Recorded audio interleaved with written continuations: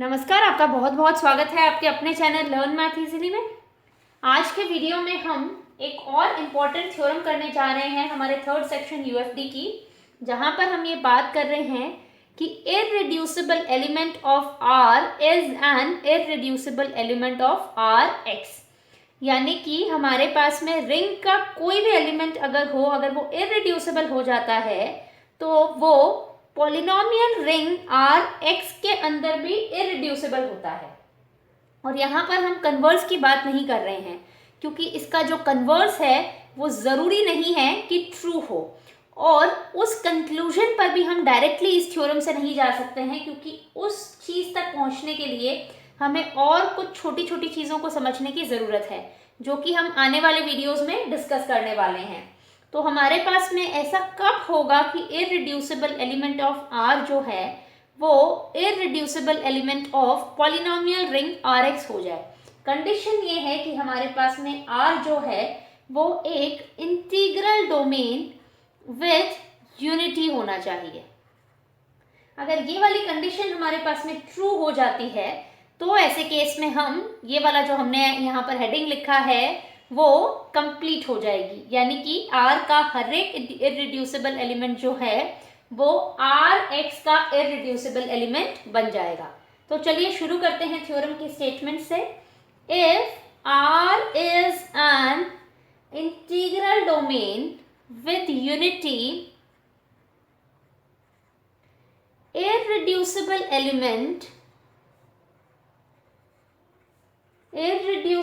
element of R is an irreducible element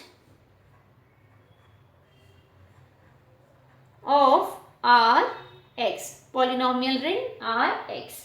तो चलिए शुरू करते हैं इसके प्रूफ से। इसके लिए हम सबसे पहले रिंग का एक आर्बिट्ररी एलिमेंट ले लेते हैं जो कि इररिड्यूसिबल है, और फिर हम ये कह देंगे कि वो हमारे पास में आर एक्स जो पॉलिनोमियल रिंग है उसका इररिड्यूसिबल एलिमेंट बन जाएगा, और वो हमारे पास में एक आर्बिट्ररी एलिमेंट होगा रिंग का। इसका मतलब कि रिंग का हर एक जो इररिड्यूसिबल एलिमेंट है वो पॉलिनोमियल रिंग आर एक्स का इररिड्यूसिबल एलिमेंट बन जाएगा। Let A be an irreducible element of R। अब यहां पर देखिए हमारे पास में R जो है वो Rx का एक सबसेट होता है। ये चीज़ जब हमने पॉलिनोमियल रिंग कराई थी तभी से हम ये वाली चीज़ जानते हैं कि रिंग हमेशा ही अपने पॉलिनोमियल रिंग का सबसेट होता है। ये चीज़ मैं आपको प्रूफ भी करा चुकी हूँ। अगर इसका प्रूफ देखना चाहते हैं तो पॉलिनोमियल रिंग के स्टार्टिंग के वीडियोस देखिए, आपको उसमें इसका प्रूफ मिल जाएगा। Let A be an irreducible element of R, और आर हमारे पास में किसका सबसेट है? आर एक्स का। अगर ए इररिड्यूसिबल एलिमेंट है इसका मतलब a is non zero, a is non unit in R. A जो है वो नॉन जीरो भी है और नॉन यूनिट है आर का। Since units of R and R x R same, ये चीज हम जानते हैं कि अगर हमारे पास में आर एक इंटीग्रल डोमेन विद यूनिटी हो तो आर और आर एक्स की जो यूनिट्स हैं वो सेम हो जाती हैं। ये हमें कैसे पता चला? पिछली थ्योरम से। लास्ट वीडियो में हमने एक थ्योरम करी थी जहां पर हमने ये कहा है कि अगर R एक इंटीग्रल डोमेन विद यूनिटी है तो R और Rx की जो यूनिट्स हैं वो सेम हो जाएंगी। इसका मतलब हमारे पास में A Rx का हिस्सा तो है ही, A जो है वो नॉन जीरो हो जाएगा and A is non unit in Rx also. अब हमारे पास में A नॉन जीरो हो गया, नॉन यूनिट इन Rx। अब हमें इसका इररिड्यूसिबल वाला जो पार्ट है वो यहां पर करना है। To prove A is irreducible element of R X, let A is equal to F x ji X. Suppose हम a को एक्सप्रेस कर पा रहे हैं fx इंटू जी एक्स की फॉर्म में। जब भी हमें इररिड्यूसिबल एलिमेंट प्रूव करना होता है तो हमें क्या प्रूव करना होता है कि अगर हम उस एलिमेंट को प्रोडक्ट ऑफ टू एलिमेंट्स लिख रहे हैं तो दोनों में से एक एलिमेंट जो है वो ज़रूर यूनिट होना चाहिए। अब यहाँ पर देखिए let a is equal to F x ji X. यहाँ पर एफ एक्स जी एक्स हमारे पास में किसके एलिमेंट्स हैं? आर एक्स के, पॉलिनोमियल रिंग आर एक्स। अब a हमारे पास में इसके इक्वल है, तो ये दोनों एक्सप्रेशन सेम है तो इन दोनों की जो डिग्रीज होंगी वो भी सेम होगी। Implies degree of a is equal to degree of F x ji x. अब degree of F x ji x किसके इक्वल होगी? Degree of F x plus degree of ji x. क्योंकि हमारे पास में R एक integral domain है तो degree of F x into ji x is equal to degree of F x plus degree of ji x आ जाएगा। Degree of any constant number क्या होता है हमारे पास में? 0, which is equal to degree of F x plus degree of ji x. अब एक और चीज़ आप देखिए, एफ एक्स जो है वो हमारे पास में एक पॉलिनोमियल है और जी एक्स एक पॉलिनोमियल है, तो दोनों की जो डिग्री होगी वो हमेशा ही ग्रेटर देन इक्वल टू 1 होगी, sorry greater than equal to 0 होगी, या तो 0 या फिर उससे बड़ी कोई इंटीजर। तो हमारे पास में दोनों का जो सम आ रहा है वो 0 आ रहा है। दो नॉन नेगेटिव इंटीजर्स का सम 0 कब आ सकता है? जब दोनों ही 0 हो। Implies degree of F X is equal to 0 and degree of ji x is equal to 0। अब अगर एफ एक्स की डिग्री 0 है इसका मतलब क्या हुआ? एफ एक्स एक कांस्टेंट पॉलिनोमियल है और जी एक्स की डिग्री भी 0 है, इसका मतलब जी एक्स भी एक कांस्टेंट पॉलिनोमियल है।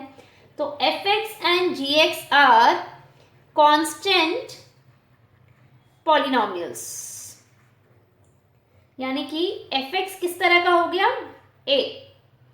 जी एक्स हो गया हमारे पास में कोई इंटीजर, सॉरी कोई रिंग का element B.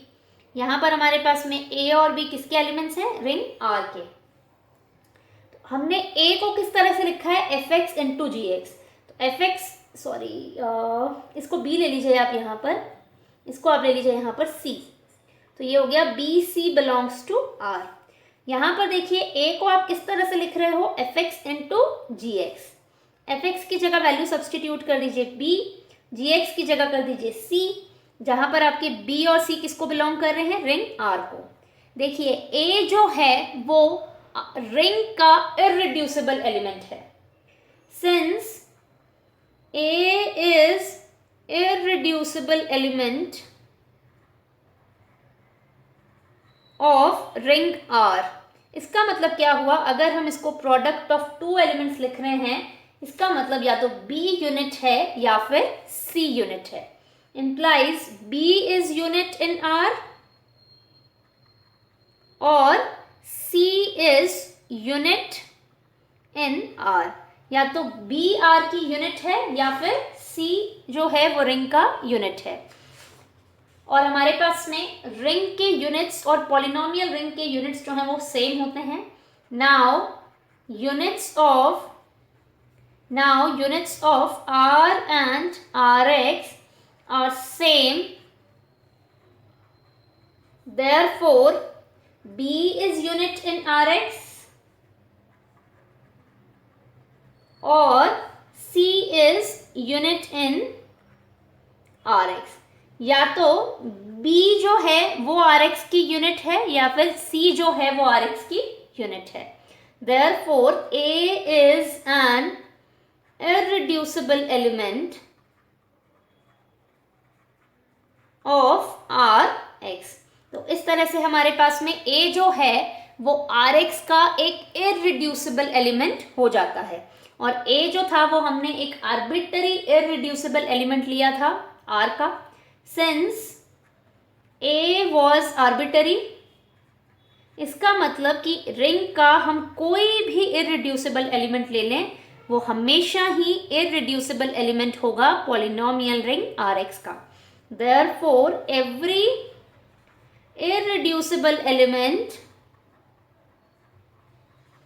Of R is an irreducible element of R X. तो इसी के साथ साथ हमारे पास में आज का ये जो थ्योरम है और आज का ये जो वीडियो है वो यहीं पे कंप्लीट हो जाता है। नेक्स्ट वीडियो में हम इसी टॉपिक की एक और इम्पॉर्टेंट डेफिनेशन जो है वो डिस्कस करने जा रहे हैं, जिसे हम कहते हैं इररिड्यूसिबल पॉलिनोमियल। अब तक आपने इररिड्यूसिबल एलिमेंट के बारे में सुना है, अब हम बात कर रहे हैं इररिड्यूसिबल पॉलिनोमियल। ऐसा पॉलिनोमियल जो कि इररिड्यूसिबल होता है। वो किस तरह के पॉलिनोमियल को हम कहते हैं इररिड्यूसिबल पॉलिनोमियल, वो हम आने वाले वीडियोस में डिस्कस करेंगे। Thank you so much for watching this video.